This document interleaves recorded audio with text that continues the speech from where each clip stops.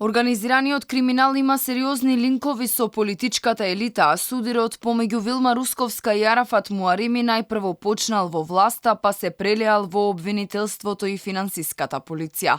Коментира за Радио Слободна Европа универзитетскиот професор Гордан Калајџиев. Суспендирањето на Русковска, но и молкот од надлежните според него укажува на распад на системот и затоа е потребно итно да заседава Советот за безбедност. Во моментот е загрижувачки, да речам, тргање на добар дел, практично половина од обвинителството за организиран криминал, што е практично распад на системот, суспендирање исто и оставка вамо во финансиската полиција.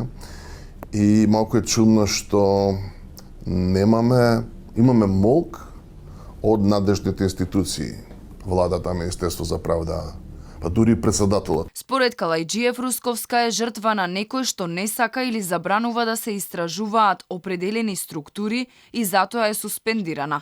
Очекувано би било републичкиот обвинител да ги поддржи своите луѓе и да ги оневозможи притисоците врз нив, вели Калајџиев, но во овој случај Јовески како да застана на другата страна. Тие што веројатно имале моќ да влијаат и врз едните и врз другите, во конкретниот случај се личи како да покажале отпор од обвинителките, продолжиле со некои истраги за кои што им било кажано да не ги водат или да ги сопрат и личи дека тие се повеќе во конкретниот случај жртва на некој што е заинтересиран да не се истражуваат определени структури.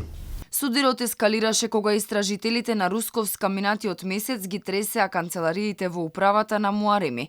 Екс-директорот на финансиската полиција сметаше дека процесот бил незаконски и поднесе представки до републичкиот обвинител Јовески, Судскиот совет и Советот на јавни обвинители. Предходно Русковска бараше меѓународна помош за како што откри притисокот од власта откако обвинителството со кое раководеше, откри низа криминали на високи функционери, а чашата ја прели истрагата за Арафат Муареми.